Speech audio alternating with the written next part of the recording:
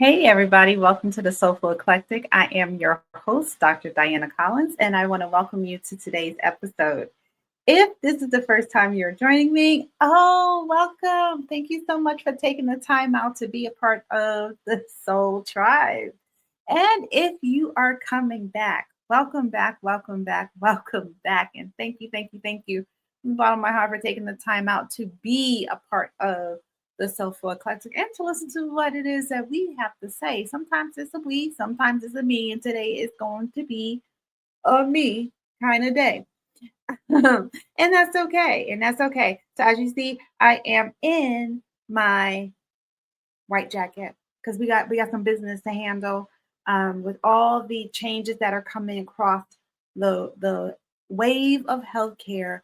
I feel like I need to take this moment to really have a down to earth, real conversation with everybody. And I know it's kind of late in the evening to have these conversations, but I do want to talk to you a little bit about your health. When we talk about your mind and your relationships and sexual habits and, all these things, but I haven't talked about your health in a minute. Okay. I mean, not since I talked about vaginal health and penile health and menopause and things. And yeah, some of that will come across as well. But for the most part, I really, really want to dive into some of the things that we are missing and going to miss with the changes that are being made in today's healthcare atmosphere.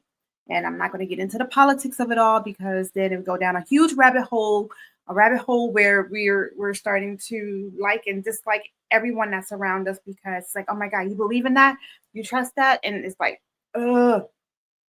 So really try hard not to do that. But it's really hard when it impacts our health and our well-being. So I do feel like we need to have this conversation and really discuss.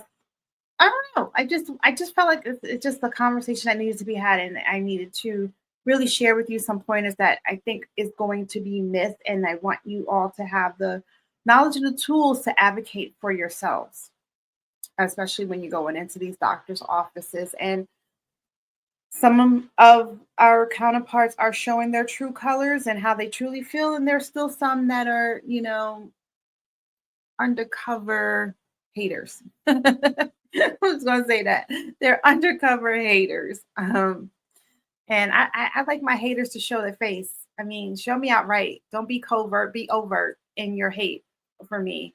Because then that tells me who and where I should stay away from. And I appreciate you even more for that. And, it's like, hey, I don't listen. Makes me know, never mind. If you have a sign on your shop that you don't want me in there, peace, deuces, because it's not someplace I want to spend my money anyway. So it's just those things, and I don't know. Sorry, y'all. Something's wrong with my hair. It's giving me issues. But anyways, if these swirl, I can go down that rabbit hole really quick.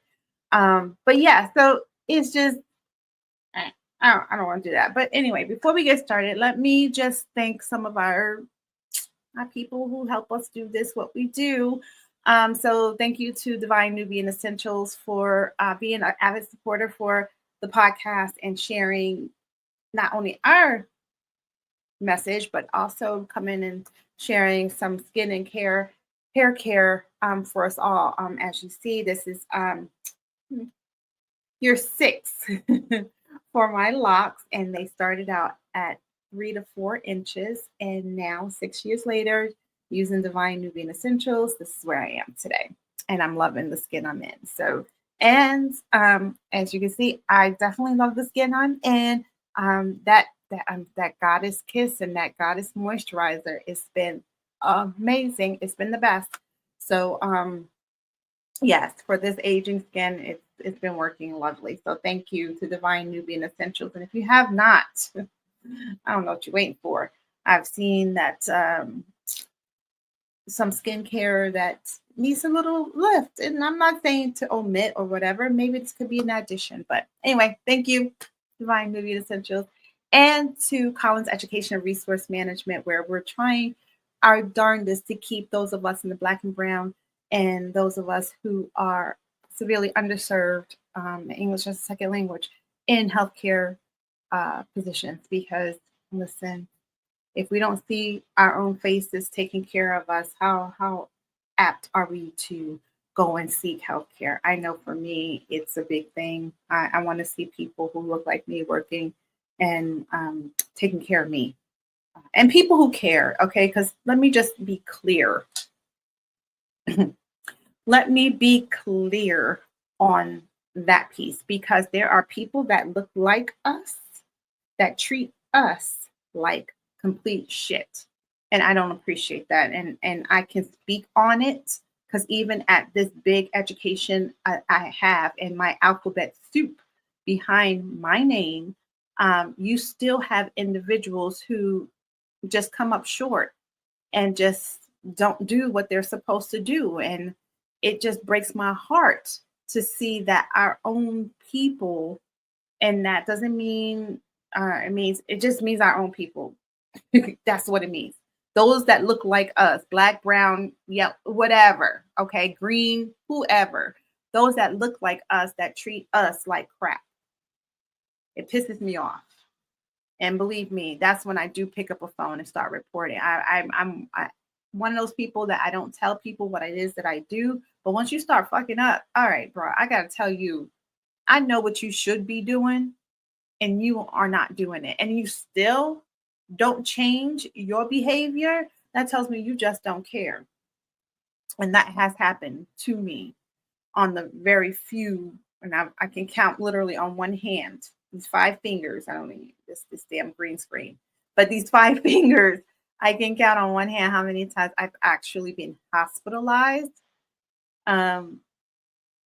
outside of preventative screenings and things. And even that, the most recent one for that, I canceled my colonoscopy because I did not trust them. After having an endoscopy, I did last month.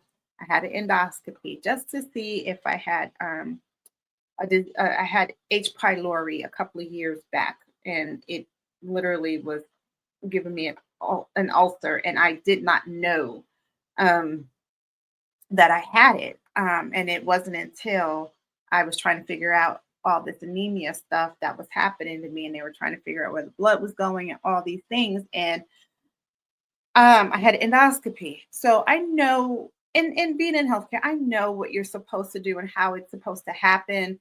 And the mere fact that this anesthesiologist, who was a brown individual, and I say brown because I'm not saying sure if she's completely African American, if she was of mixed race, whatever, but she was caramel in her skin. So she had some African American descent in her. Anyways, so, and the doctor who was doing the procedure was brown. He was of Indian descent from India.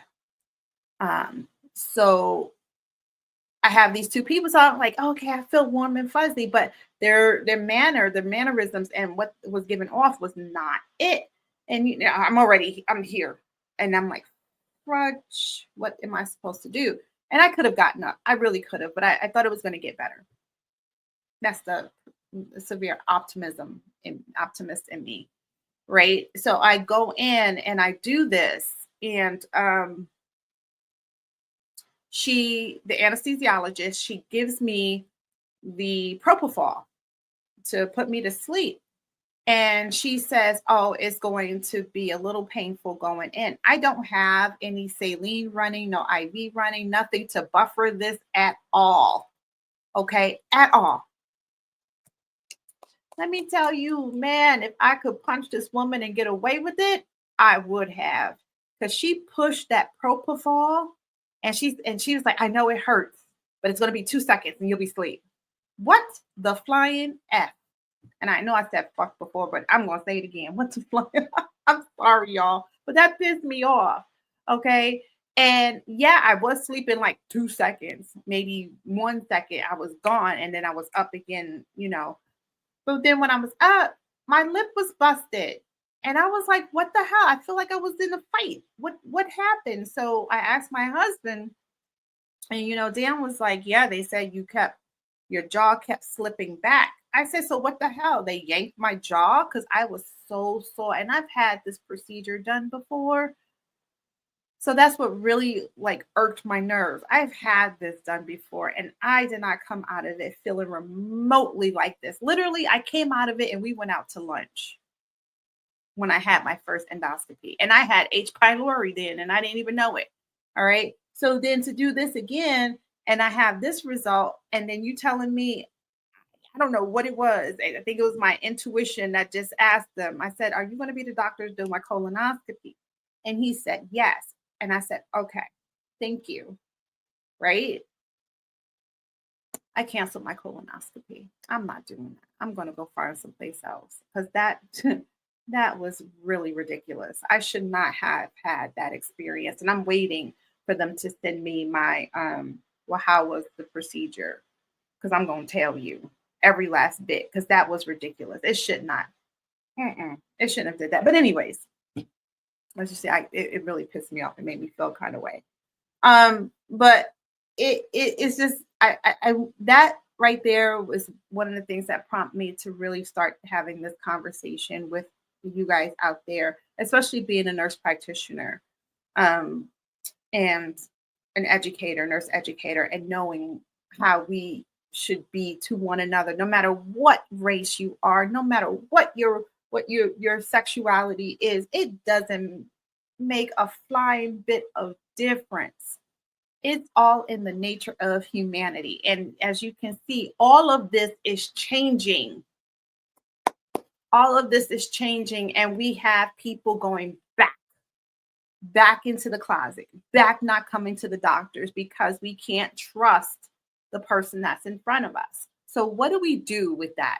How do we combat that? Because we still need to get our healthcare needs met, right?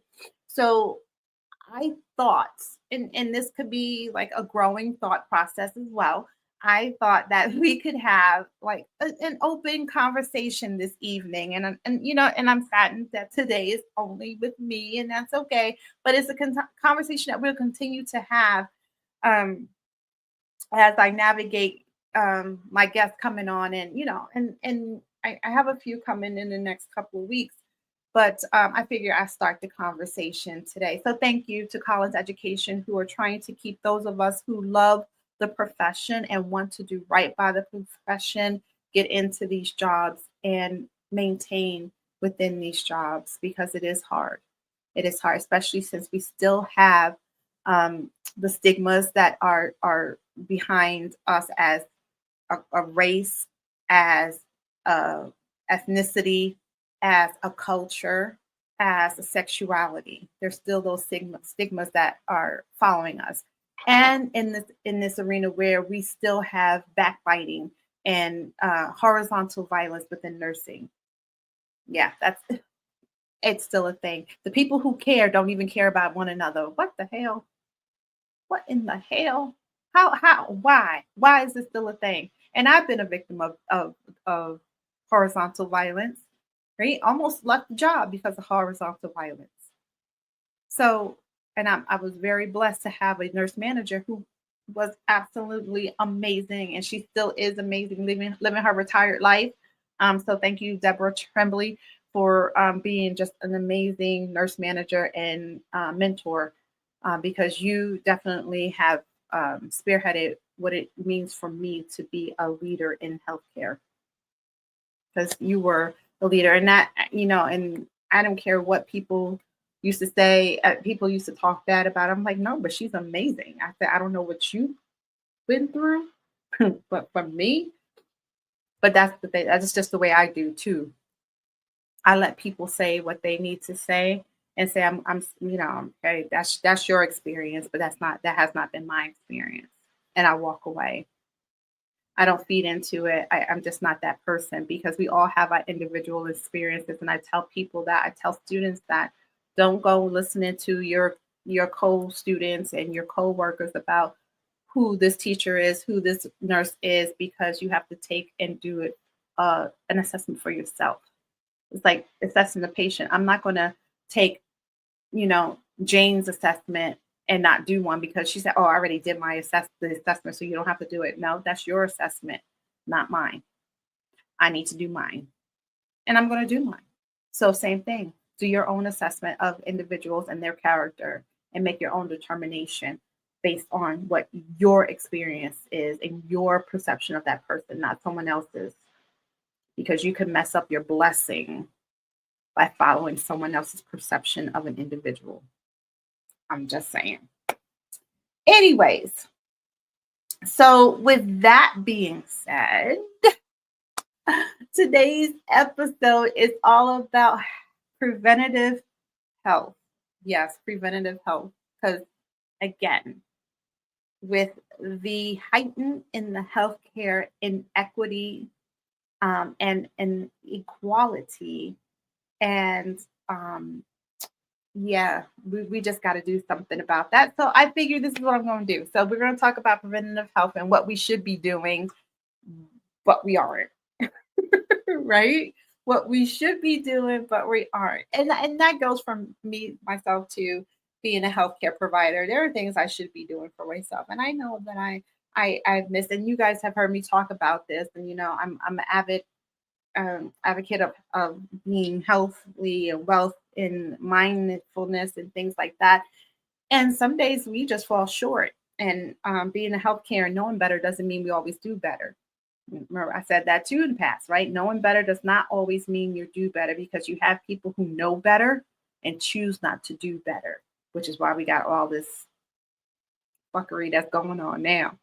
Okay, because they know better. They do, but they choose to do otherwise. So knowing better does not always mean you do better.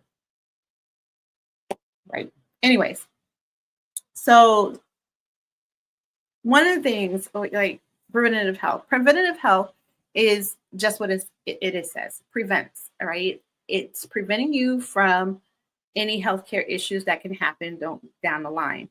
And doing your healthcare screenings and things like that when you go into your physical exams once or twice a year, that is to really establish your baseline of your healthcare. And you guys heard me talk about that too, establishing your baseline. And in establishing your baseline, that means you're going to the doctor when you feel amazing. Okay. Everything is where it should be. Your blood pressure is good. You can hear, you can see your skin, all those things. You are in your whatever your best health is. You feel amazing. That's when you're going to see your primary care doctor for your well check. Otherwise, it's no well check. I'm just saying, it's not. If you're coming in complaining of something, it's not a well check. It's just not.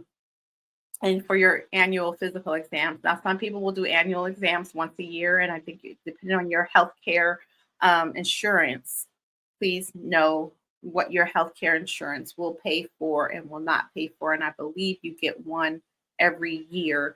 You get a free.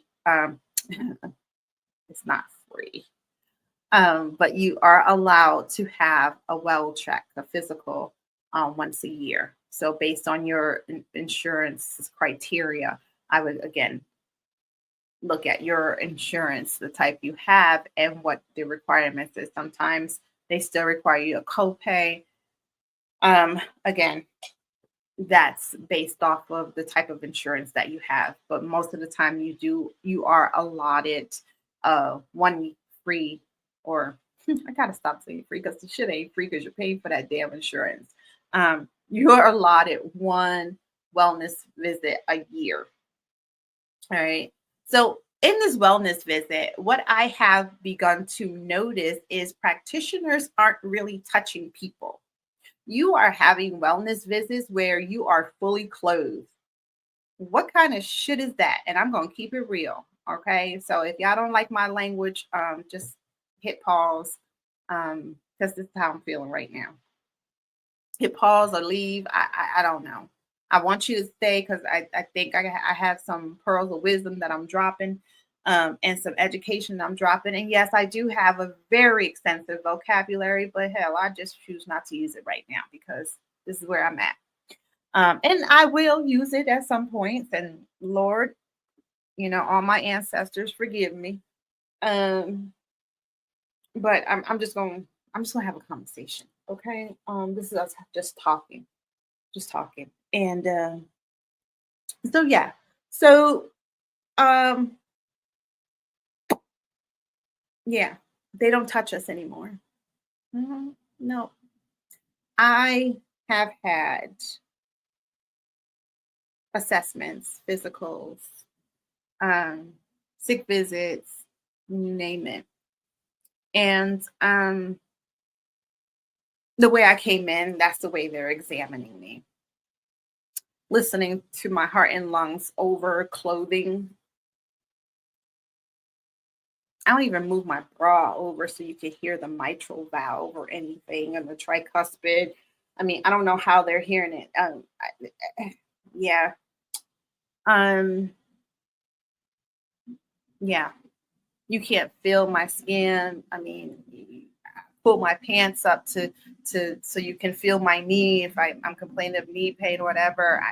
There's no one undressing anymore to see what is happening with the patient. I don't understand where did this interaction and this connection get lost. It's like you don't even get offered a gown. Do they even have gowns anymore? I know that where I go, they've never asked me to disrobe, even for an X-ray. He said, just lift your pants leg. What? I don't MRI. I'm in the MRI. I think they did have me. No, I just took all anything that had metal in it, or possibly had metal in it. I just took that off. I think the only time I was like possibly unclothed was for hmm, my mammogram because he got. I would have loved to see if you can do that through my clothes. That part would have been like some magical shit right there.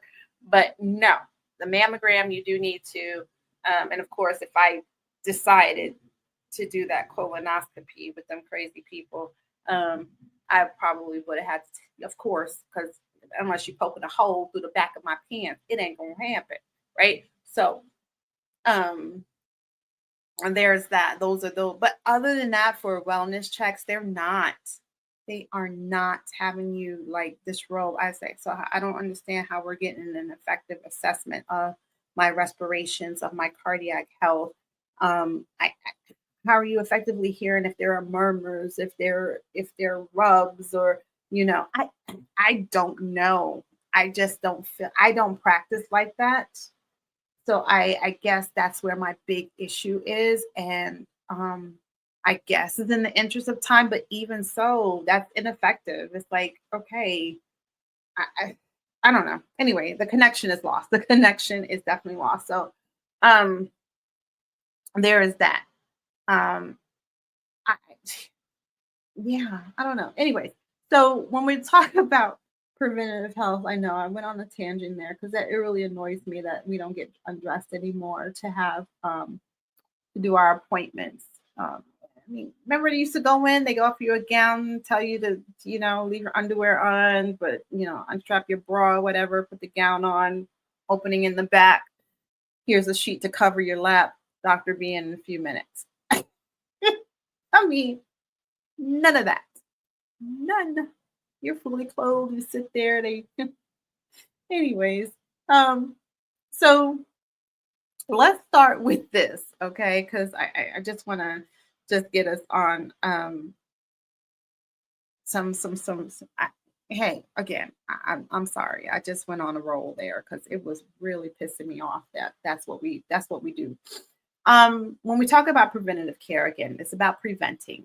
So sometimes we do depending on our milestones and age, we will have some screenings that will be necessary for maintaining our health to prevent some things from happening, right? Primary care is to prevent things and find and get your screenings done.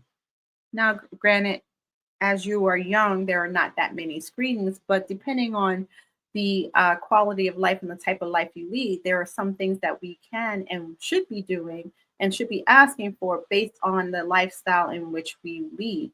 And by lifestyle, I mean just that, the kind of jobs we have, whether we're smokers, drinkers, partiers, sexy workers, spicy workers, as they call them, right? And whether we're spicy workers, whatever it is that we do in our lifestyle, there are certain preventative measures that we have to take.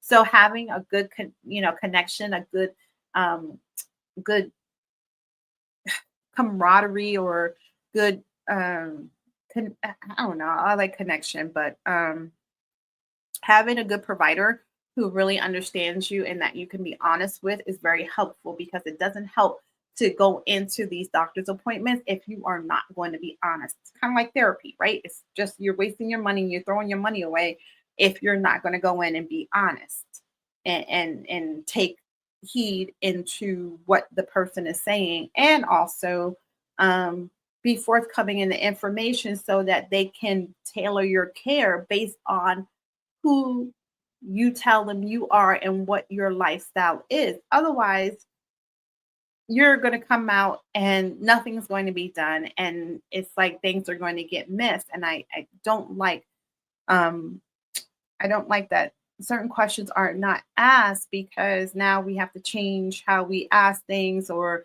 we're just not I don't know. I won't say politically correct, or just being mindful of who people are and caring about people as they are showing up and meeting people where they are. That's just not happening. So here we are having to navigate this stuff. So if I share with you what it is that you should be looking for and asking for, then this will get you on the right track. And also, if you have a hard time, before I go any further, healthcare literacy is a real thing, and understanding the healthcare jargon and the not only the healthcare jargon that your doctor is saying, but the healthcare jargon within your insurance is very helpful. So that's another thing that college education resource management is helpful for, is actually helping you advocate for yourself and understanding and navigating these healthcare arenas that are out there, and what it is that you should and should not be doing within your healthcare. If it so desire, we don't tell you what you can and can't do, but we are there to listen and help you advocate for yourself. Anyways, so we have screenings and things that should be done based on lifestyle, based on where you are in your age, and the different milestones. And as I said, as we are younger, depending on what our lifestyle is, there are very few things that we will need to do as far as screenings, but there is still things that we should be doing. So yeah, we'll I'm going to take a break, and then we're going to talk about that, because then I don't want to break up what I have to say from this point on. So if you need to get a piece of paper or notebook or whatever you need to do, or if you just got this playing in the background as noise, it's okay too. I appreciate you either way. So with that, we're going to go to commercial, and then we'll come back and talk about what your healthcare needs look like for you as you're aging and navigating healthcare in today's climate. I would like to welcome you to a show that is called Cruise with Rob C., exclusively on WUBI Ubiquity Radio every Sunday afternoon from 1 to 3 p.m. Mountain Standard Time.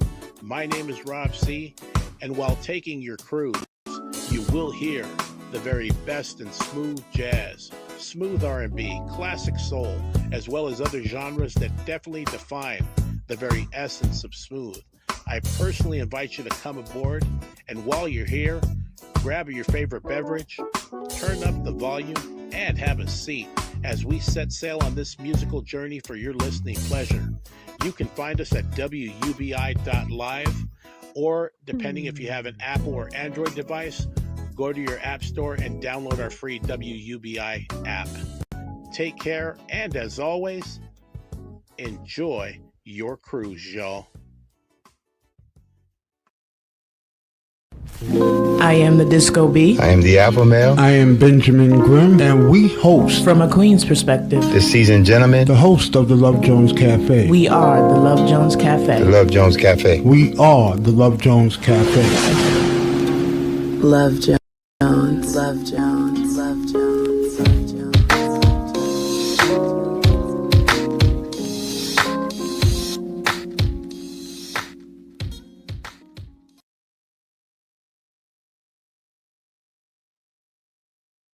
Hey everyone, Dr. Diana Collins here with the Soulful Eclectic, a podcast about being your authentic self and maintaining your health and wellness, brought to you by Divine Nubian Essentials, Love the Skin You're In, and also Collins Education Resource Management, where healthcare education is our passion. If you're looking for a new read, check out our friend Reggie Dupree in Hoodoo Heaven, Return to Hoodoo, and Mystical Midlife Mate, because everything is happening in Hoodoo, brought to you by WUBI Ubiquity Radio and TV. If you have not downloaded your app on Roku or Apple or Google Play, do so right away.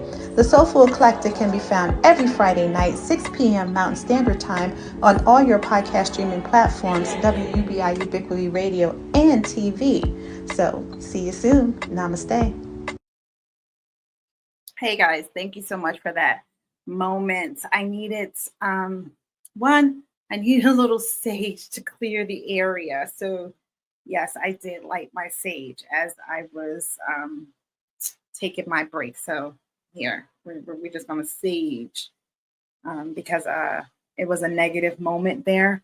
And I needed to just change that and make it a more positive vibe because that's what we're about. We're about positive vibes. So,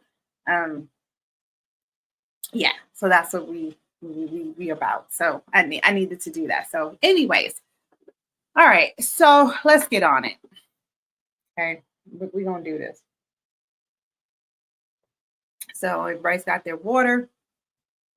As you can see, I get a little hoarse after a while. It's had its post uvulectomy and nasal passages to help with. I don't think it helped with my snoring, but I can breathe better. I don't have sinus infections as much as I used to. So there's that. Anyways, so talk about preventative care, right? What we should be doing. And there's so many things. So so I understand everyone has their feeling on flu shots and COVID shots. I'm not going to get into you should or should not. That's not what I'm saying. But they do start giving flu shots as young as 6 months old. Again, not getting into that. I give the information, you do with it as you will. So yeah, they do start at 6 months old. And if you have any pre-existing conditions, they do make sure that you get them in between as you navigate the season during that for flu and COVID. And I'm not advocating one way or the other. It's all about giving information and doing what you do with it from there. So with our children, right? Because I'm going to start with the youngsters because that's the ones that truly get missed with a lot. They do have the HPV vaccine that's there. It comes in 2 doses. It starts from the ages of recommended for people 11 to the age of 15 years old. And if they're older, 15 to 26, you get 3 doses. Again, do your research. It's totally up to you, which you want to do with it. If your child is sexually active at the age of 15 and above, Lord knows, if they are active at 11, I've seen children sexually active younger as well. I probably would recommend it only due to the sexual activity of the individual. Otherwise, it's totally up to you. I think COVID vaccines, they start at age 12. So unlike flu starts at 6 months, COVID starts at 12. And again, goes up into you pass on, you can do that. And then, we have our infant vaccines as well, for our babies. And that schedule is totally different. And I know we've been listening to legislation on, which is why this is what really prompted me to have this conversation, because legislation, um, what's his name? Robert F. Kennedy. Yeah, RFK. Um, was saying that he wanted to push the vaccine schedule back for African Americans because we have a better immune system.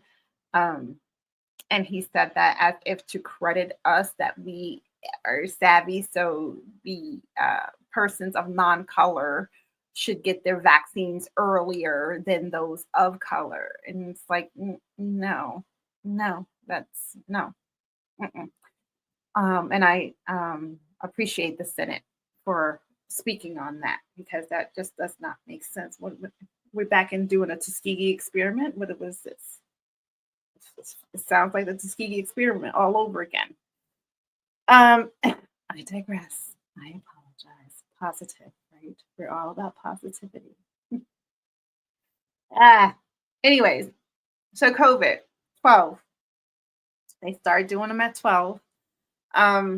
Again, I'm not going to sit here and go either way without it.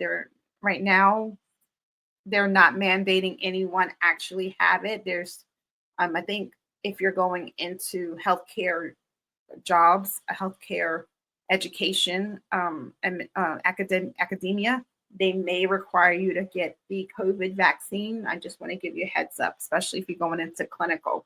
Now you can do a 1 or 2 doses of the COVID vaccine, depending on the type of the vaccine that it is. So there's that. There's another one that gets missed. And and again, it's really based on activity, your lifestyle. So the hepatitis C screening, right? It's usually for adults 17 and older. And it's not the vaccine, it's screening, excuse me. The hepatitis screening, it depends on your lifestyle. I mean, if you have a risky behavior lifestyle, which means that you are in the spicy workers profession. I couldn't think of the word for whatever the reason. If you're in a spicy worker profession, then yeah, okay, having a Hep C screening and your HIV screenings are going to go hand in hand, right? But if you are not in the spicy worker realm, and if you are in a monogamous relationship, so you don't have to, if you know that your spouse, and I don't know, does anyone really truly know? I mean, yes, some of us do, but yeah. But if you have an idea, you can do a hepatitis screening, Hep C screening, and it's from ages 18 and older. And again, it's a one-time blood test that you can do periodically if you're a spicy worker, or you have risky drug behavior, then you might need to do it more frequently. But many of us typically do not have to do it unless our lifestyle warrants it. Okay. And again, it's not sitting here judging. This is like, I'm not judging you. I'm not judging anyone. I want us all to be healthy and living our best life. And if that's the best life for you, it's not for me to say otherwise. I just want to be here to take care of you and make sure you okay. All right. So sexually transmitted infections, STIs or STDs, depending on what era. I grew up in the STD world. Now it's STIs, which is, again, sexually transmitted infections versus sexually transmitted diseases.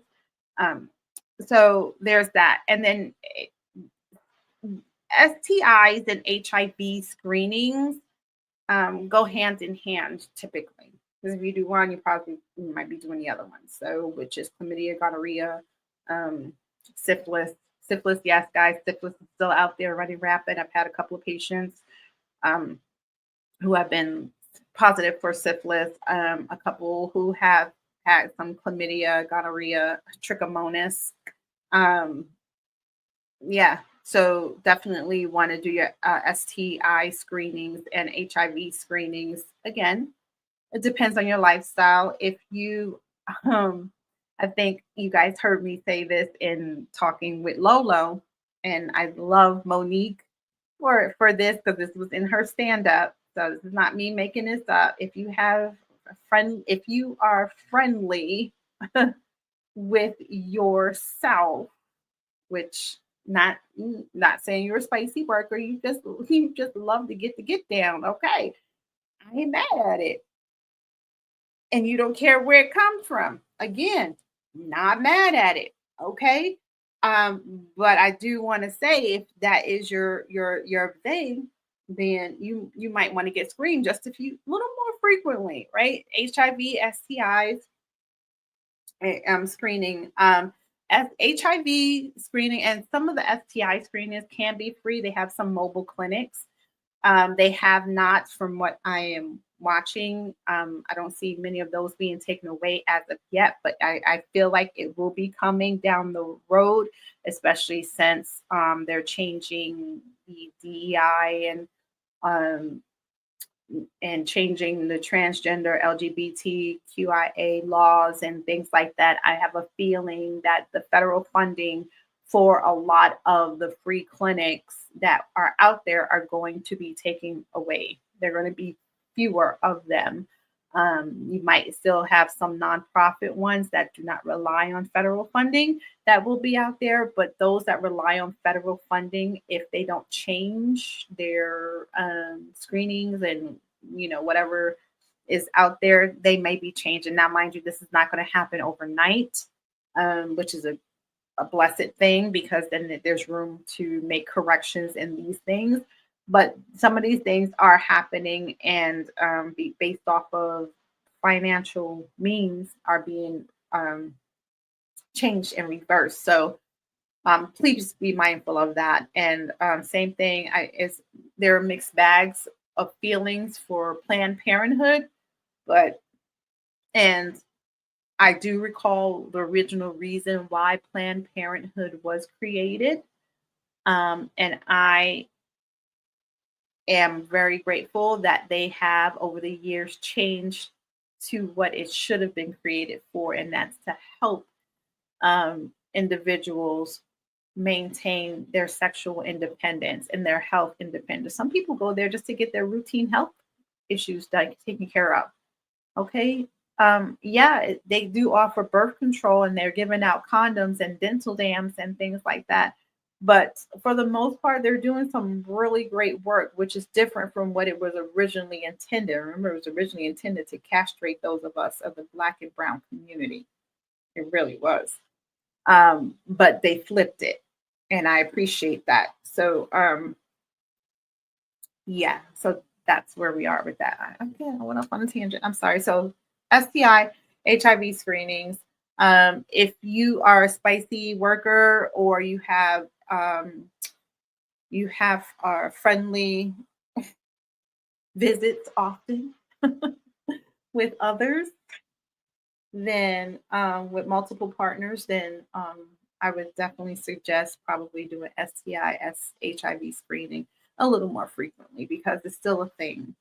It's still a thing, even with the free condoms and dental dams that are being handed out. We still have a higher numbers of individuals who are coming up positive with HIV and frequent STIs, and we're seeing more syphilis in the retirement communities.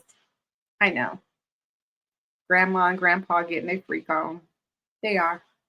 I ain't mad at it.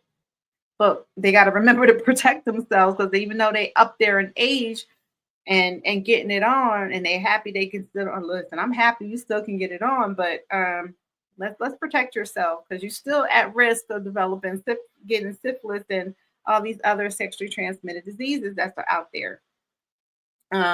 So regular testing for sexually transmitted infections is recommended, and that includes HIV, again, based on your sexual activity and other risk behaviors that you may have. Now, cervical screenings, right? Cervical cancer screenings.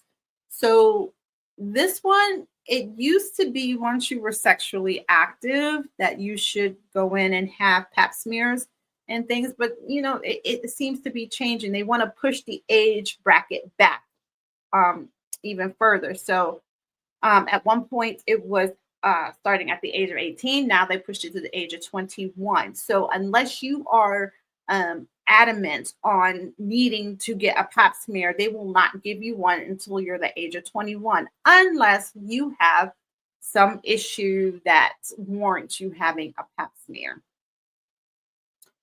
Now, there's ways to navigate that. And I've shared this with patients because they're like, I really wanted just to have a pap smear just to know, make sure everything is all right, but they won't do it until I'm 21 or, whatever. And I just say, well, haven't you had some abnormal discharge down there? And they look at me like, haven't you? I'm just saying. Some pain with intercourse.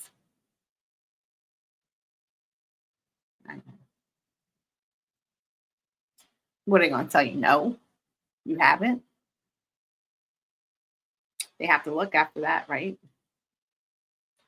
There you are. Anyways, so cervical screenings.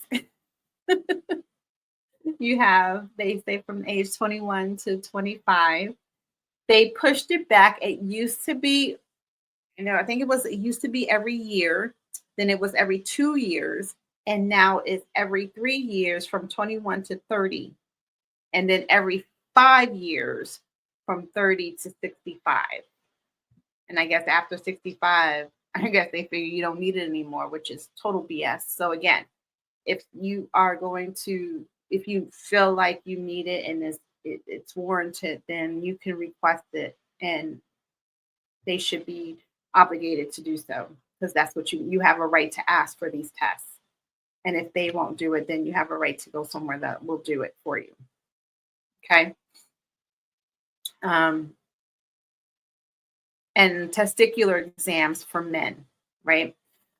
When we're looking at testicular exams, I think we talked about this when we talked about penile health, right?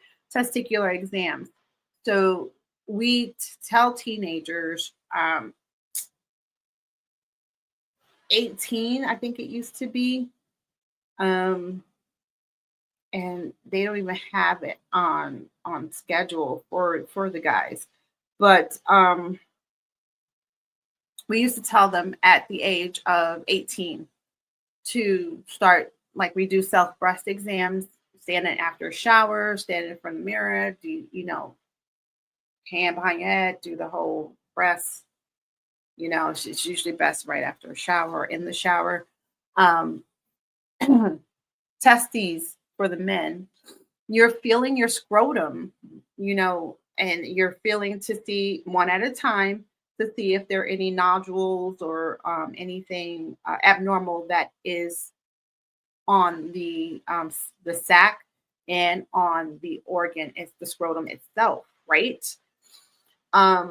You're also taking note of any discharge that is irregular and outside of ejaculant, right? And if you are ejaculating, prematurely ejaculating, that's a reason to get seen as well, gentlemen. Just like women who are having abnormal vaginal discharge, same deal. If you are having abnormal ejaculate periods, or even if you are leaking urine, those are reasons to go in and get seen by your physician. And it is uncomfortable. I know it's uncomfortable to have these conversations. I know. But this is why you have to have a good rapport with your clinician. Otherwise, these things are going to be missed. And we have to teach our children to be mindful of their body parts. And with all this conservative conversation, we have kids that are coming out here who don't even know about their bodies and what their bodies are supposed to be doing. This is human nature. This is what we do. Just because you teach your child about how their vagina and how their penis is supposed to operate does not mean they're going to go out and just be spicy with the world. And if they do, then that's a different conversation. But these children need to know, these young adults need to know how to identify changes in their bodies. And if they don't know what the norm is, then how the hell are they going to tell you when something's wrong? They can't, unless they're bleeding from it. Then all hell breaks loose. And by then, depending on what's happening, it may be too damn late. So talk to your kids. And don't wait until they're like teenagers and stuff. It's like, okay, this is your body. You know, we don't stick things in places. Kids do what kids do, right? So this is why you need to be honest parents. And maybe because of my healthcare background, I was a little too honest with my kids, but it also allowed them to tell me when things were wrong. And things were different, and they would come to me and they go like, "Ma, I know you don't want to hear this, but this is what's happening." It's like, all right, well, we need to go take care of that, whatever. But anyways, I went off again. I'm sorry. But testicular exams, right? Self-testicular exams. Our boys need to learn how to check their testicles to make sure that they don't have any growth. We have a growing number of adult men who are coming up with testicular cancer because they didn't know they needed to check their testes routinely to see if there are any growth, especially if there's a family history of cancer. Come on, guys, what are we doing? Listen, they're playing with it for all the other reasons. Let them play with it with a purpose, okay? I'm just saying. Give them something to do other than that other dude, okay? So testicular exams, cervical pap smears exams are definitely needed, okay? And even that, they can miss some things. Like I said, if we're not reporting any abnormal discharge and abnormal discomfort that we're having, it's not normal to have pain during intercourse. It's not normal to have all this extra discharge, and it's not normal to be bleeding on the times when you should not be bleeding. I'm just saying. So having that conversation and having a healthcare clinician that is willing to listen to you, okay? If they are not doing something and you yourself know that something is not right, it's time for you to go and find someone else who's going to listen to you, okay? Don't just stop there. If you really feel adamant about it and you know what your baseline is and you know that this isn't right, you keep advocating for yourself. This is why I'm sharing this information with you all. Testicular exams, self-breast exams, same deal, right? Everybody should be doing self-breast exams. We do breast cancer screenings. You should have your first mammogram. I think they give it to you by age 40 now. Between age 40 and 50, you should have your first mammogram if you've never had one, and repeat it every 1 to 2 years until death. Yeah, they give you a cutoff like 75, but I'm like, why am I going to stop? If I'm still alive after 75, I'm still going to get a mammogram, and that's what you should do. When we're talking about mammograms and screenings, again, self-breast exams should be your first go-to. So until you reach that age of screening, which is, again, that 40, you should be doing self-breast exams. That means you're going in there and you're feeling around to see if there are any lumps in your breast, under your armpits, those kinds of things. All right. And you can do that every shower, every once a month. I recommend kids to start doing it once the breasts start developing. I teach the kids to start doing it and start practicing, right? Because once they start, then they know that it becomes their routine in life. So I teach them, even though there probably won't be any fibrous things going on, but once the breasts start developing, I teach them to do it. I teach the guys too, okay? Because there is still like a 2% chance that men, biologically born men, can develop breast cancer. Yes. Okay. So they should be checking those pectorals as well. Just saying. What else I want to share with that? I want to go with that. Breast. Testicular exam, self-breast exam, screening. Yes. Oh, that's where I was going. If there is a family history, maternal, grandmother, maternal, your mom, your aunts, if there's a family history, then they may do it sooner based on when that person was diagnosed. It will vary. I know I've been getting mammograms since about probably the age of 27. Because we have a family history. So knowing your family history is very important too. So asking those questions, do you have a history of cancers in your family? Do you have a history of high blood pressure, diabetes? All these things are questions you should be asking your family if you do not know history of hypertension, those things. It would be great to start there while you're talking and having these conversations as well. So let's take a little break between that one and because there's more to come. How y'all doing? I would like to welcome you to a show that is called Cruise with Rob C, exclusively on WUBI Ubiquity Radio every Sunday afternoon from 1 to 3 p.m. Mountain Standard Time. My name is Rob C, and while taking your cruise, you will hear the very best in smooth jazz, smooth R&B, classic soul, as well as other genres that definitely define the very essence of smooth. I personally invite you to come aboard, and while you're here, grab your favorite beverage, turn up the volume, and have a seat as we set sail on this musical journey for your listening pleasure. You can find us at wubi.live, or depending if you have an Apple or Android device, go to your app store and download our free WUBI app. Take care, and as always, enjoy your cruise, y'all. I am the Disco Bee. I am the Alpha Male. I am Benjamin Grimm, and we host, From a Queen's perspective, The seasoned gentleman. the host of the Love Jones Cafe. we are the Love Jones Cafe. The Love Jones Cafe. We are the Love Jones Cafe. Love Jones. Love Jones. Love Jones. Love Jones.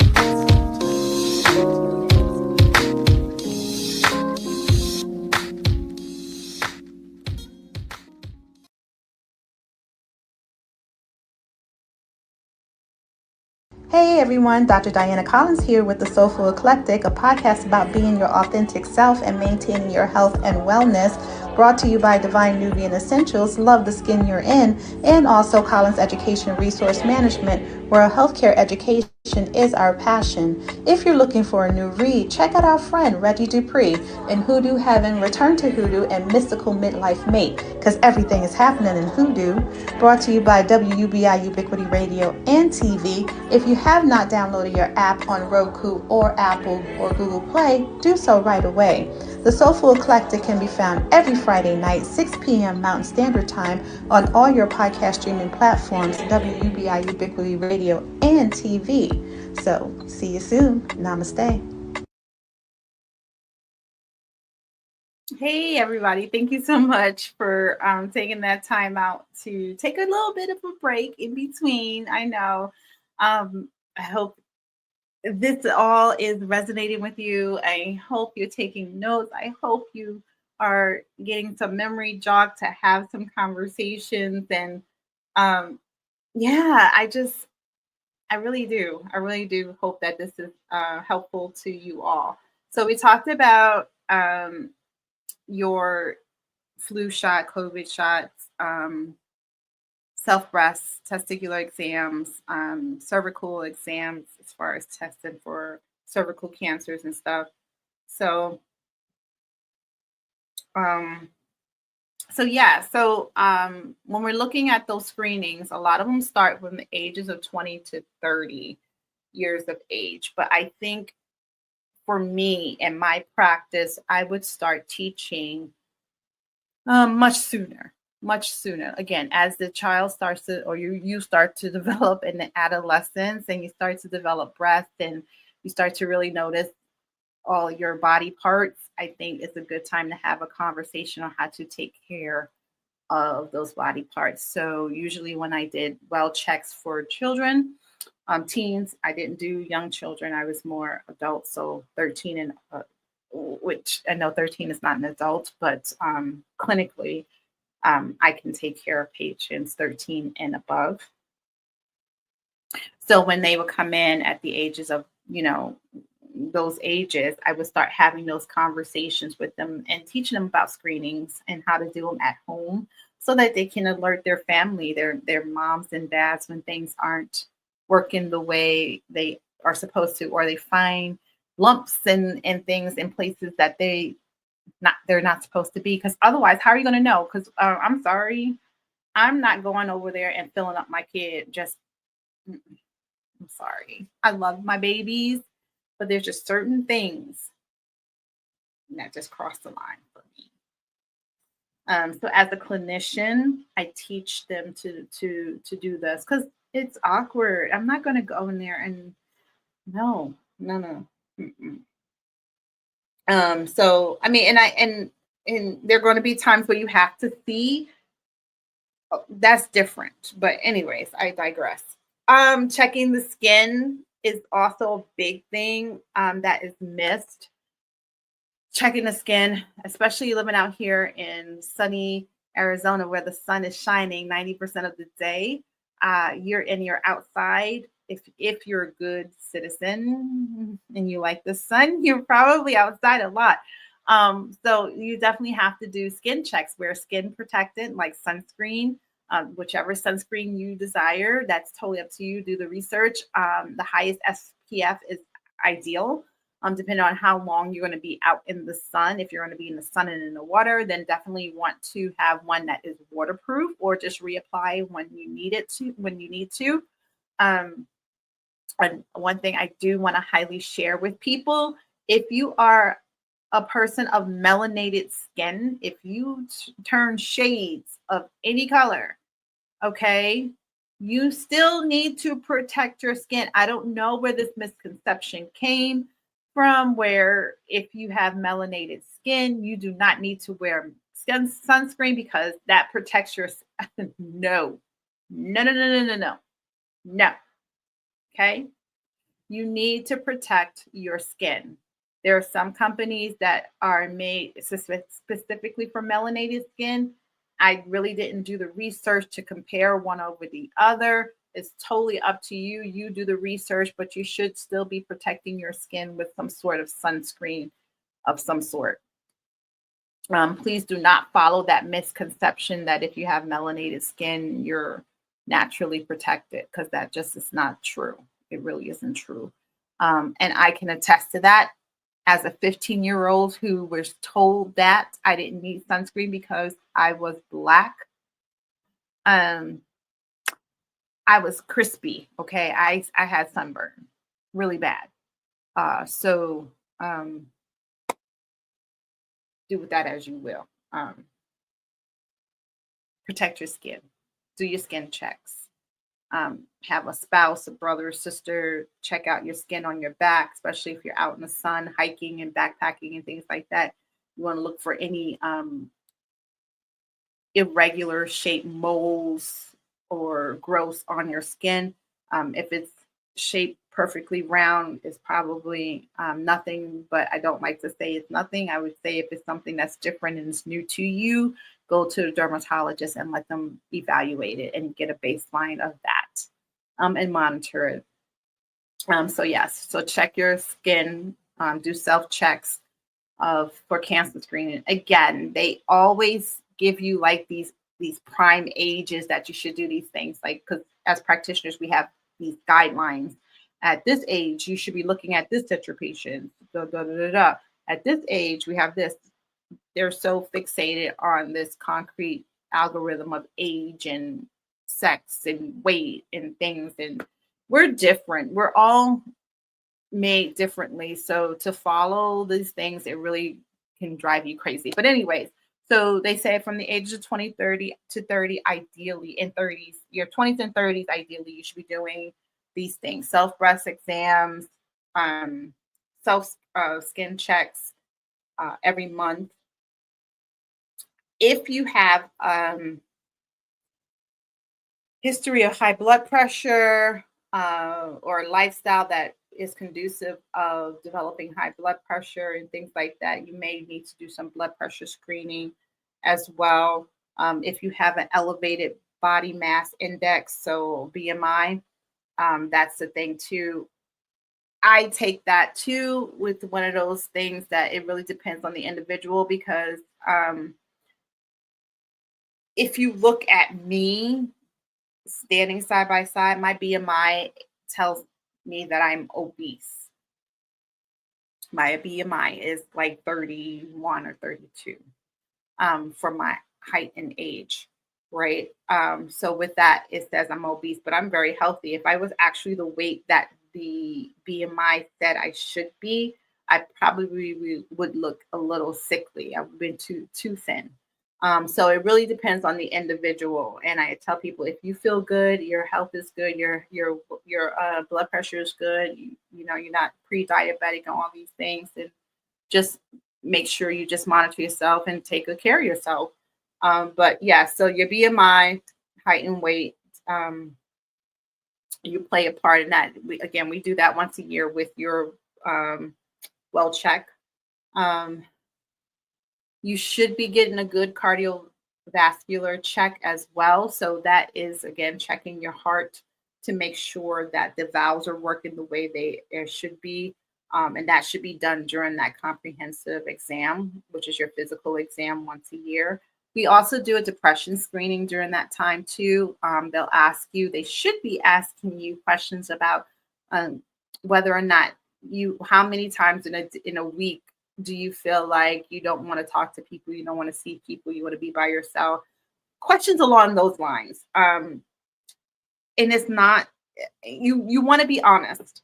I mean, they're not going to throw you on medication like right away. At least they shouldn't. Let me just say that. But you want to be honest in these screenings and think about, you know, how often is it that I don't want to be bothered with people, or I find that I'm isolating myself, or, you know, those kinds of things. It's a whole list of questions that they ask you to answer, usually either before you go into the exam or during the exam. More than likely it's in those slew of paperwork that you have beforehand. Then within those 20 to 30s of years, they say you should also get your fasting blood glucose. So if you are of that age, again, 20s, between the 20s and 30s, your blood glucose should be below 100 and below. Once we start getting a fasting blood glucose of elevated 126 and higher, then we know that there's some underlying issues going on, and so further testing will be needed, like an A1C, to see how your blood sugar is being controlled, right? And that's usually what number, between less than 7 or 6, depending on how your doctor's using the algorithm. Once you get to that 5.5, they'll tell you you're probably pre-diabetic. And some people will start putting people on medication at that pre-diabetic stage, and it's usually metformin. I got issues with metformin, but anyways, it's usually metformin. Most people who are willing to do the work to do lifestyle changes will probably flip that around just by changing their diet and exercise and making those lifestyle adjustments accordingly, and then having it rechecked. But if it is a family history, then you may need to take some medication. But again, it requires you to be diligent in monitoring your healthcare and identifying what your needs are and meeting yourself where you are. And those blood glucose checks, eye exams, testing for HPV, and your pap smears should be every 2 to 5 years, depending on again, your lifestyle and behaviors in that such. Cholesterol is one that's typically missed, especially in our young folk. I ideally like to advocate that you get your cholesterol check, especially if you find that you're above weight, if your BMI is a little higher, and you know that your diet is not that is conducive of more fatty foods, animal products, and things of that such, then you may need to get your cholesterol checked. And if you have a family history of cholesterol issues too, right? Hyperlipidemia, so is what it's called. So if you have a history of that in your family, you definitely want to get your cholesterol checked maybe sooner rather than later. So I do have some youth who will get their cholesterol check at the age of probably 18. And if they are higher in their BMIs, then I would definitely check it at that point too, because your cholesterol and your triglycerides, your LDL, which is your lousy cholesterol, and your HDL, which is your happy cholesterol, are all correlated with good cardiac health. And if you want to maintain good cardiac standing, your heart health, then you want to check that because they typically go hand in hand. Cholesterol clogs the arteries and the veins, which leads to arteriosclerosis and stenosis of these vessels, which can increase your blood pressure, can increase your chances of stroke, can increases your chance of cardiac functions, heart function. So there is that. And again,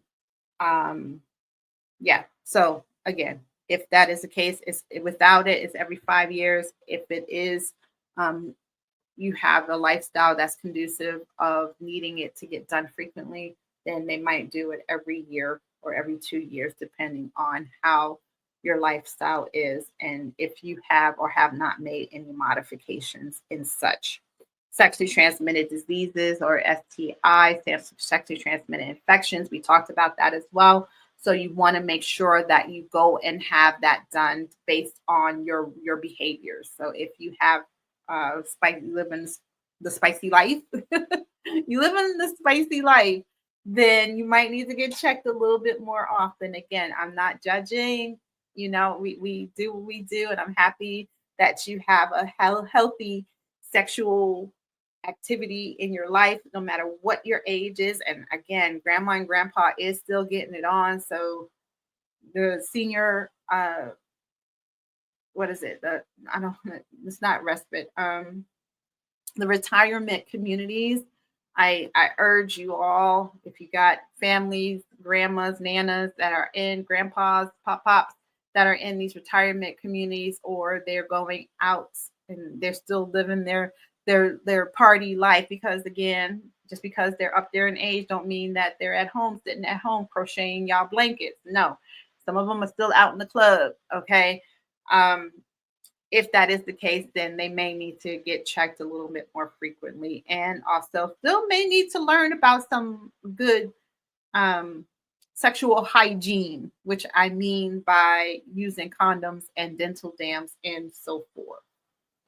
Just saying. Mammograms, depending on the history, we start at 40. If you have a family history, then yeah, it's going to be a little sooner. And you should also still be doing full body skin exams as well, because we're starting to find some squamous cell carcinomas,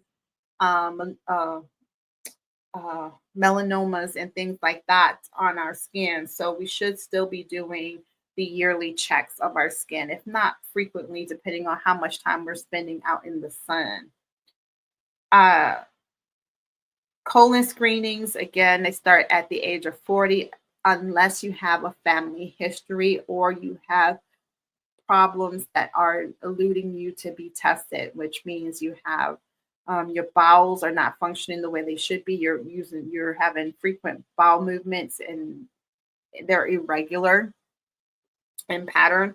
You having some gastric distress, some GI distress, some stomach issues. that are warranting to have a colonoscopy or endoscopy, then you need to be able to speak on that and have those testing done. So depending on how your body symptomatically is presenting, you may need to go in sooner. This is why I urge everyone to do baseline testing so that you know when your body's not acting right, you know when you need to go in and get seen. Usually by the age of 50 and up, we start doing some bone density tests. Okay, so we're checking to see how strong your bones are at that point. If you are, I believe, let me check. Osteoporosis, I think it's more common in the person of non-color than it is for those of us. But I'm going to check because I just what I do because I don't recall everything. I know there are things. So when we look at osteoporosis, it's going to be for those that your bones are brittle, and that's when we start urging you to take calcium with vitamin D, and has to be with vitamin D. Otherwise, there's it's not going to be absorbed effectively. And yeah. If you have a history of it, you need a DEXA scan. That's what the scan is. That's what I was trying to figure out with my head. What is it? What is the scan? It's a DEXA scan. Yes, the DEXA scan is what we would use to determine how the bones are and what we need to do. What are we going to do to treat it? Okay, what's happening? So yeah, so it's not more prevalent over one or the other, but I just want to be sure that I am giving the proper information. So while I do that, I probably talk about something else in that. So prostate screening, right? So we talked about breast cancer, breast screening, pap smears, prostate. You guys have heard me talk about prostate in the past. And listen, we're not doing a good job at really taking care of that prostate health. There are many ages that are still coming up with prostate exams, issues, and things like that. So please do your prostate screenings. As you guys know, I share with you that I was helping my dad who has prostate cancer, and he's still going through different treatments, and he finished radiation on top. So that was awesome. I'm so proud of him for sticking with that because it does take a level of diligence and work, and it's fatiguing. So he did his thing and did what he needed to do, and came out on the positive end of it all. But so many times I've seen that go the other way. So prostate exams is a digital. They do one of two ways. Blood screening. We see what your PSA numbers, your prostate antigens are. And depending on what your numbers are, if they're elevated, then they might do a digital rectal exam based off of all these findings. They will decide whether or not they're going to go in and take the prostate or give you radiation and chemo treatment and things of that nature. So you can, I tell our gentlemen, men have prostates. Women do not have prostates. Let me just start there. So definitely getting your prostate exam is going to be key. You might have, some people may have what we call benign prostate hypertrophy. I always have trouble saying that word ever since I learned it as a wee new nurse. But frequent urinations at night, getting up at night, and that is having coffee and alcohol aside. If you find that you're getting up frequently at night to use the bathroom, and you're not clearing your bladder fully, or you have a trouble getting a strong stream out of your urine, then definitely you need to have your prostate checked. The age prostate screenings begin is 50. But again, if you have signs and symptoms, that should elude you to go in and see your doctor sooner. Please, if they say, well, it can't be that because you're not 50, find somebody else. If this is different for you and you're having problems, please seek other clinicians. Do not trust their word. Again, unfortunately, we still have people who want to do us harm for whatever the reason. So, and again, we're not perfect, right? We're just not. So if they're telling you, no, it can't be, and you feel like this something's not right, find somebody else who's going to listen and check you out, please, and thank you. But they say prostate screening should be from 50 to 69. Again, all these caps. I don't know why we're capped. If I still have a prostate as a man, then I should still go back and get screened. Just like as a woman, I still have my ovaries. I should go get screened. If you have your cervix, all these things, right? You should get them looked at. Anyways, so to cap it really is like, why are we capping these things? But anyways, so yes, prostate screening. Go get your prostate screen. It used to be very taboo. Men didn't like to go, but I find that I'm grateful that with the education, more men are going to get their prostate screened and finding prostate issues much sooner than they would have back in the day, because again, it's not the easiest test to do. I mean, digital rectal exam, who wants to bend over and have somebody stick their finger in their anus to feel their prostate? But it needs to be done, okay? Just take a deep breath and just grin and bear it and go get the test done, and you're good for X amount of time, okay? But you got to take care of your health. A caveat to both cervical and prostate, okay? This is where I want to advocate for all my peoples, okay? If you are a transgender man, that means you transition from a woman to a man and you now identify as male. You still a biologically born female. Now, you may or may not have had top surgery, meaning your breasts were cut off. You had mastectomies, bilateral mastectomies. I said that a little rough. I'm sorry. I didn't mean to say it that rough. But you had bilateral mastectomies, right? You still should be checking that area just in case there's still some underlying breast tissue there, especially if there's a family history, okay? It does not get you out of the win completely. Again, it's just a precaution for you to do just in case. 9 times out of 10, most surgeons get most of the breast tissue out, but when they do mastectomies, but sometimes things get missed. So I just err on the side of caution all the time. Just check the area to make sure that there's there. And again, like I said, men get breast cancer too. So you guys should be checking those areas too to see if there are any extensive abnormal growths in those areas. Your lymph nodes under your arms, you should be checking those. Your lymph nodes up in here, you should be checking those if they're in any pain. And for testicular, your groin area, you got lymph nodes down there. Yeah, you might want to take notice of the discomfort that happens in that area as well. Where was I going with that? Screening, colon, prostate, transgender. So if you're transgender, female to male, and you identify as male, you're still biologically female, so you still should get those screenings done. If you had a hysterectomy, total hysterectomy, then your risk of developing cervical cancer, uterine cancers have significantly decreased because those organelles have been removed.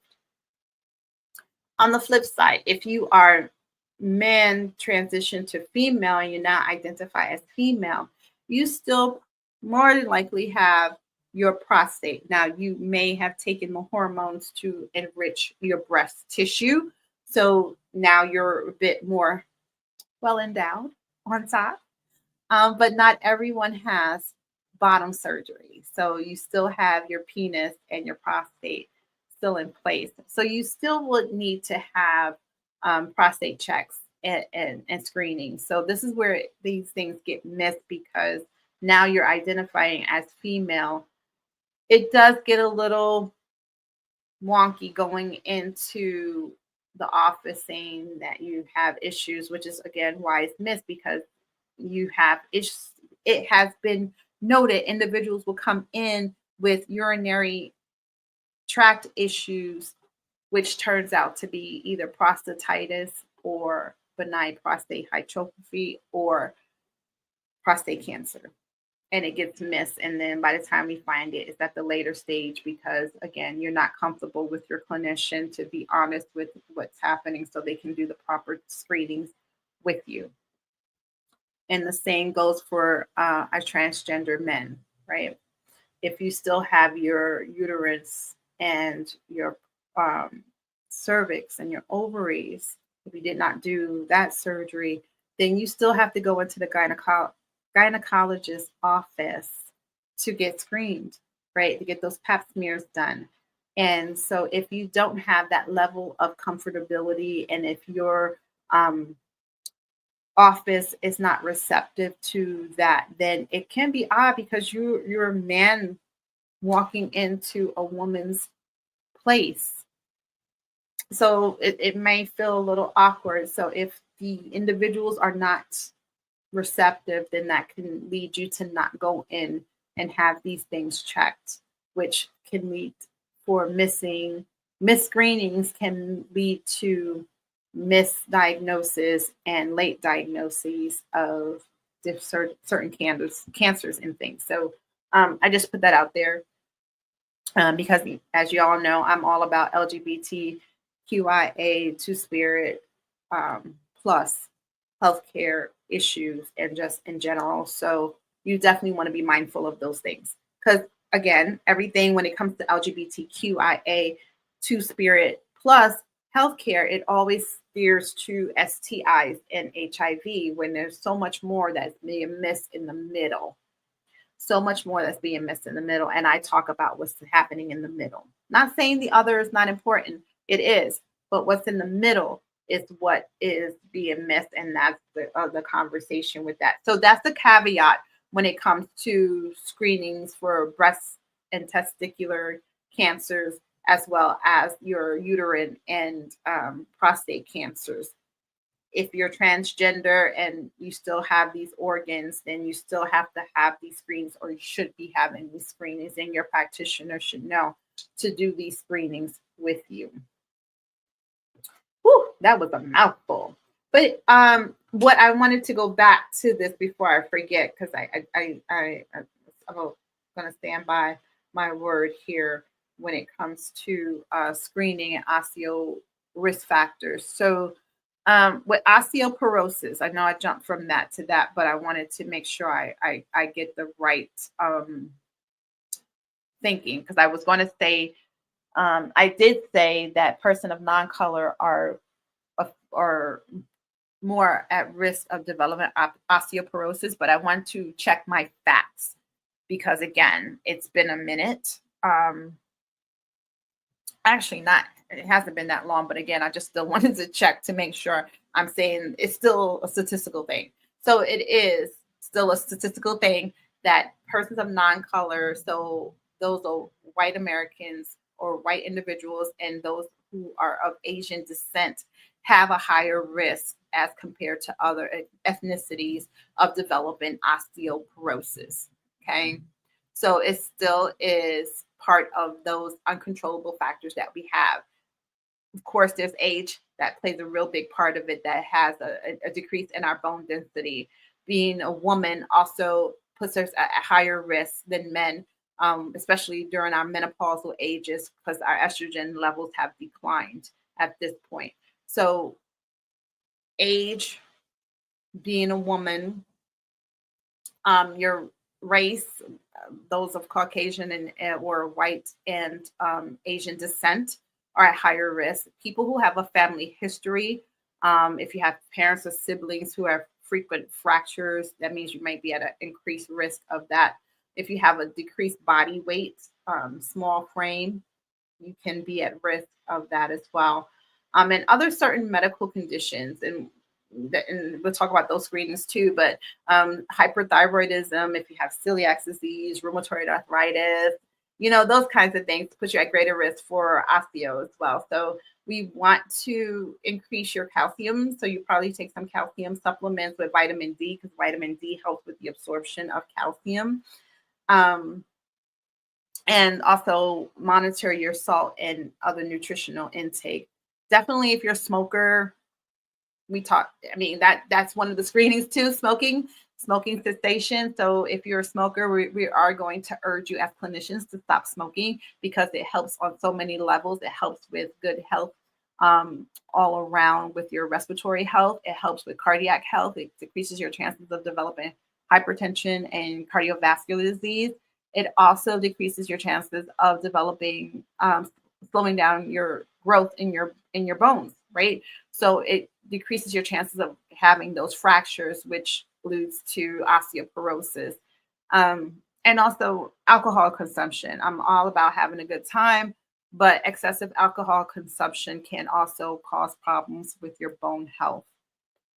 So we typically tell people, if you want to try to increase your bone health, increase your activity, because of course that too, sedentary lifestyle, if you don't do any movement, can also decrease your bone health as well. So like lightweight bearing exercises, walking, those kinds of things are helpful to decrease that. For those who have comorbidities, if you're taking steroids often, especially if you have asthma, COPD, then that also increases your risk of losing the density in the bones and causing you to have frequent fractures. And also there's other medications too that can do that as well. But yeah, I digress. There we go. There's that. So I wanted to go back to that. I'm sorry, before I went on to the next thing, because again, I'm all about clarity and giving the right information to you. So I want to make sure that I was delivering that properly. So thyroid health, yes. So usually around the ages of 50 and older, unless there's a pre-existing condition. Again, all of these have caveats. If you have a pre-existing condition that warrants you to have these things checked, then definitely you can have them checked. But as a statistical guideline clinicians are following, usually by the age of 50, they're going to check your thyroid stimulating hormones, as well as at 50, they probably will do a bone density test on you, especially if you're not very active, small in stature. If you are not taking in the proper nutrients, you have a decreased calcium and all these things that I just spoke about, then they'll probably do a bone density test too. And it's not bad to have a baseline bone density at the age of 50. I mean, I'm planning on scheduling mine, so just to see where my bones are. But I think in your thyroid panel, I get my thyroid panel done a little more frequently because I have a family history of thyroid cancer. My mom had a goiter. She had her thyroid completely removed. I had nodules and only had the left lobe removed. So it warrants me to have my thyroid stimulating hormones, your TSH, checked a little more frequently. And that's okay. Hearing tests, again, it depends on what's happening and what your lifestyle is, where you work. If you work in an area where it's loud, if you're a police officer and you're shooting, yeah, you might need your hearing checked a little more frequently. Firefighters, those things. So depending on your profession, you might need to get your hearing checked a little bit more often. But usually by the time you're 50, if you are so desired, you should get your hearing checked just to see where you are. Again, I'm all about establishing baselines. Okay. So I remember as kids, we used to get our hearing check, go down to the nurse's station, and we put the little headphones on. We're in a quiet room, and then they go, if you hear it, raise your hand. What ear you hear it, that kind of thing. Do they still that? I don't remember my kids doing that. I digress. Anyway, So, if you have a history of asthma, definitely want to get your pulmonary functions test and check what the lungs are doing in that arena. Um, I know we do many mental exams as you start to really creep up there in age. So I think the milestone is at 60. Excuse me, they start doing dementia and Alzheimer's screening. Again, if you have signs and symptoms of diminishing mentation, you definitely want to do that sooner. But usually by the age of 60 is where they're looking for that as well. I think I ran through them all. Lipids, lung screenings. If you lung screenings, if you're a smoker, definitely you might want to get a baseline of where you are. And if you have a history of hoarseness, throat pain, and things like that, you might want to get checked a little more sooner, much sooner rather than later. Because if you're a smoker, then you have a risk of developing lung cancer as well. So I just want to put that out there. So with that, lung cancer screenings, if you're a smoker, I think they said 1 pack a day for 20 years, you should have an annual chest CT. You should have a chest CT scan. And I'll repeat that too. So typically at the age of 50, if you're a smoker, anything that is 1 pack a day or more for 20 years, you should have an annual chest CT scan. Again, if you have any conditions that warrant having it sooner, definitely want to take care of that and have it sooner. Otherwise, they probably won't do it to screening. DEXA scans, if you don't have any pre-existing fractures or things that they are concerned about, they're asking or saying that 65 years and up, women should have their first DEXA scan by that time and repeat as needed by your body determines or your clinician determines. So we have that. Here's one that doesn't get done very often and is also missed as well, is the abdominal aortic aneurysm screening. Okay. They say from the age of 65 and on, men between those ages should who has ever smoked, you should have at least this screen 1 time. And the abdominal aortic aneurysm. Okay, so I don't know if you guys are familiar, but you have a pulse, right? I'm going to say a few centimeters up from your navel.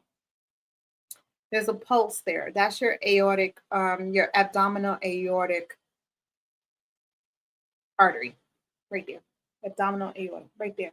And sometimes you can lay on your back and you can see it pulse. Okay, that's what they're checking. Now they say men. I'm going to throw women in there. I don't know why we're just leaving that, but I think if you're a smoker or ever have been a smoker, this weakens the walls of your arteries, your vessels. So definitely, if we're doing a cardiac check, that should be checked as well.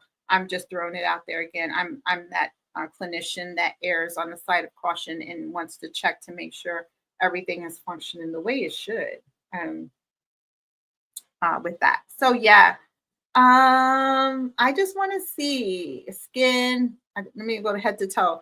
Oh, your hair. If I kind of just, if your hair is falling out, it's a good indication that you need some nutrients or that there's other things going on, dry skin, those things. So, yeah, I think that is where I want to leave you for today. I'm looking at the time and I'm like, what else do I want to say? But those, just in general, I know those the things that are most skipped. I'm just going to recap really quickly.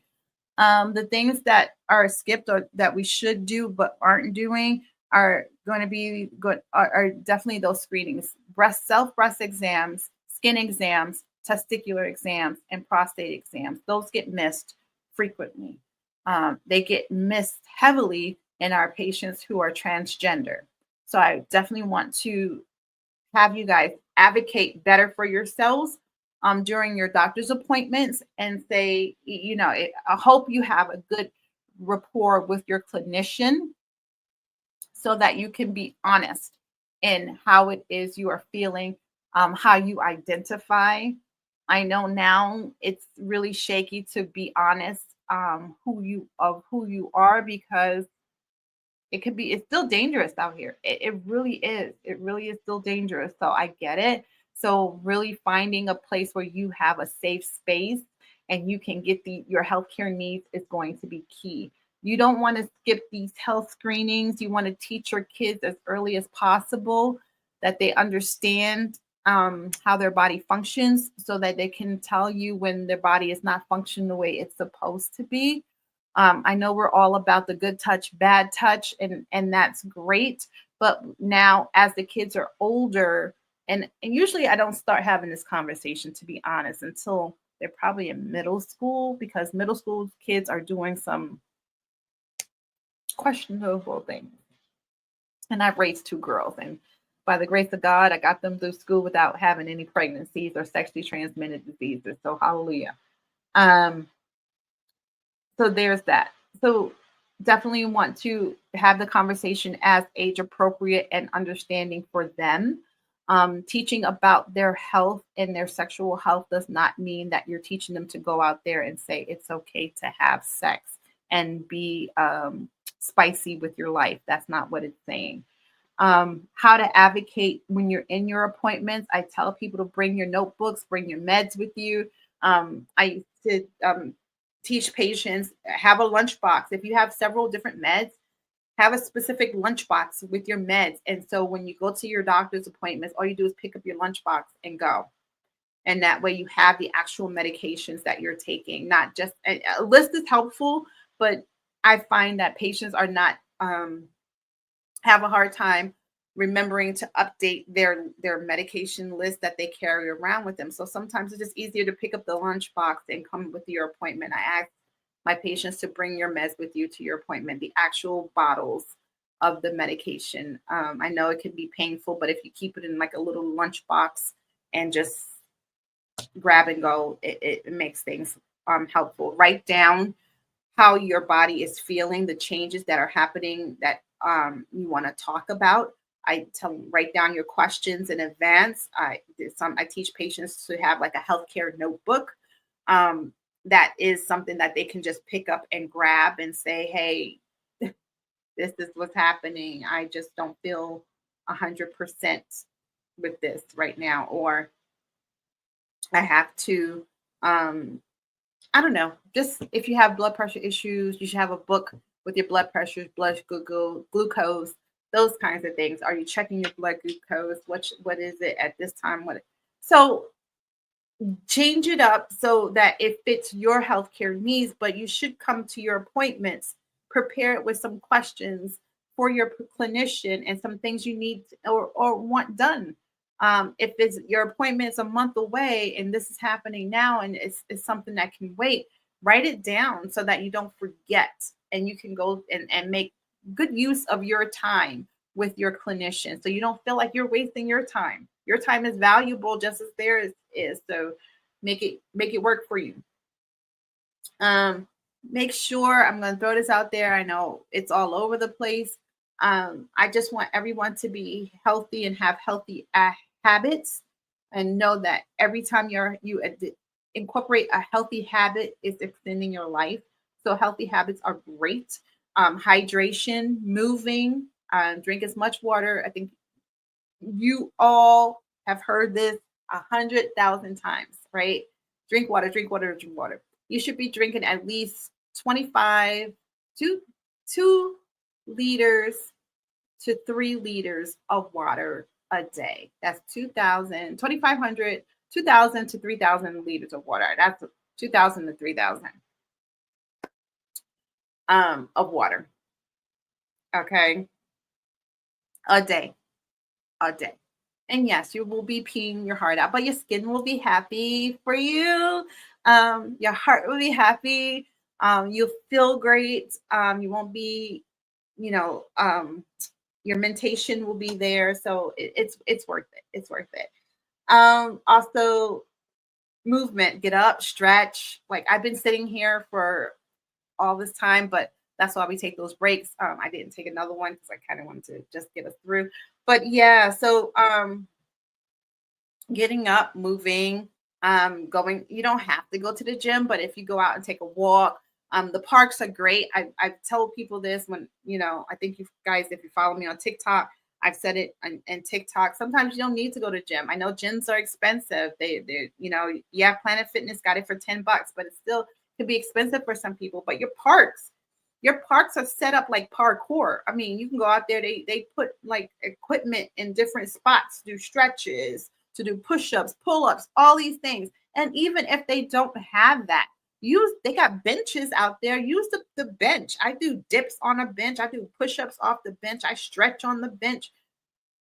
There's no reason why we can't get up there and get it done. The park, go with the monkey bars. Put your arms up there and stretch. And you don't have to hang from the monkey bars. You don't have to do pull-ups from the monkey bars, but you can hold and get a good stretch on those monkey bars. Okay? Let's go. Let's get it. And get some sleep. I know some of my friends laugh at me. They say, oh my God, you're in bed by 8. Yeah, because I get up at 5, sometimes 4. And if my menopause is really acting up, I'm up at 3. Okay? So it just is what it is. So I go to bed early, which is why sometimes it's hard to hang out with friends because things happen. Usually we go out to events. It's at 7, 8 o'clock. A girl be tired. So I need to rest in the day and then hang out at night. Which, as my husband likes to laugh at me, he's like, how are you being an actress? And the after parties, I was like, yeah, you go say hi and then you leave. That's how that works.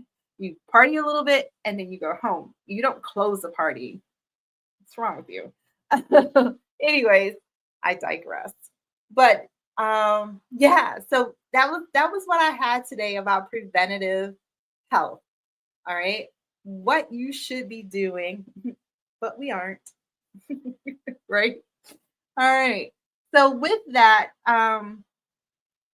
yeah, we talked about the most common missed health screenings, right? We talked about how to advocate for yourself medically, have those conversations. And if your needs are not getting met, please go get it seen. Don't dismiss anything that is different in your body because we are very quick to dismiss it, especially us because our lives are busy. We got things that we're doing and we don't have time. Look, I ain't got time for that. I think you guys remember me mentioning somebody said, you know, we can't be depressed. We ain't got time for that. We got things, we've got bills to pay. We got kids to raise, right? And I don't mean to make light of it, but that's how some people think. And I'm going to be some people because some people was me. I used to think that like, shit, I ain't got time to be depressed. I gotta get these kids fed. I gotta go to work. I got a mortgage to pay, you know, those kinds of things. So I just want you to be sure that you take care of your mental health and don't brush it off. Okay. Yes, you can be depressed. Yes, there's functional depression. And that's probably, I'm not even gonna say probably, that's exactly what it was. Functional depression. I was functionally depressed. Okay. And that's the thing. And you don't have to live that way. So if you need to get therapy, speak to somebody, take care of your mental health because your mind activates your body. So if your mind is not right, your body's going to start to act up on you. Just saying.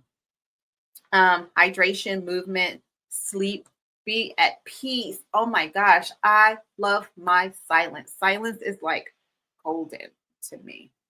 Some days I could be at home and won't turn my TV on all day long because I love the silence.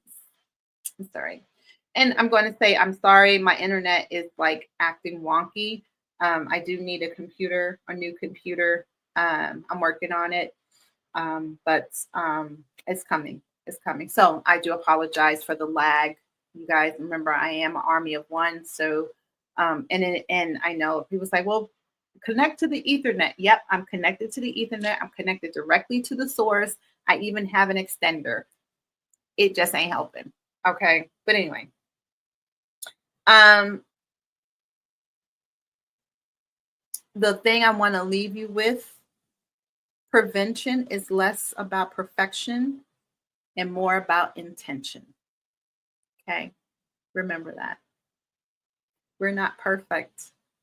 All we can do is our best and take care of ourselves in the moments and in the state that it is in at that time. Just do what you can, and what you can't worry about, but you can talk about. And that's what your clinicians are for. So please reach out to your clinicians, advocate for yourself, change up some habits, get your checkups every year. When you are well, get your wellness checks. And it doesn't matter if you're overdue. I just had my dental cleaning. I was overdue 3 years to get my teeth cleaned. And I went to the dentist to get like stuff taken care of, but never got them clean because I got busy and started doing other things. It was like, oh my gosh, I got to get my teeth cleaned. I got to get my teeth cleaned. Then something happens and you never go back. So, but stop and you get it done. So I stopped and I got it done. And thankfully, my teeth weren't damaged. Thankfully, there wasn't buildup. Thankfully, I did my due diligence to take care of my teeth in the interim because I knew I had been a few years without getting it done. And it's only been, 2 years since my last cleaning, but still 2 years too long. You should get them done once a year. Take care of your gum health. Again, another preventative measure that's been missed, right? And that we aren't doing. So with that, I want to say take care of yourself and each other. Continue to drink water and mind your business, because that's your health and your mentation right there. Because if you ain't minding your business, Lord, you can stress yourself out. They got a whole song written about it. Drink water and mind your business. Hello. That's my motto. So yes, take care of yourself and each other. And again, if this is not for you, that's okay. But if you find somebody who can very well benefit from it, please share it. And if you have not taken the time out to join us in reading Reset by Reflecting and Reforming and Relaunching, and by Becoming, I don't even remember the name of my own damn book. Good Lord. Please get your copy. It's on the Soulful Eclectic. I swear it's the best thing since I can remember that I've ever done. And I've done a lot of great things, but I'm so proud of it. And I want to share it with you all. So please, if you have not obtained your copy, please do so. I just got some new ones come in, so I do have some in. I was out for a minute, which thankfully people are patient with me, and I appreciate all those who were patient while waiting for your book.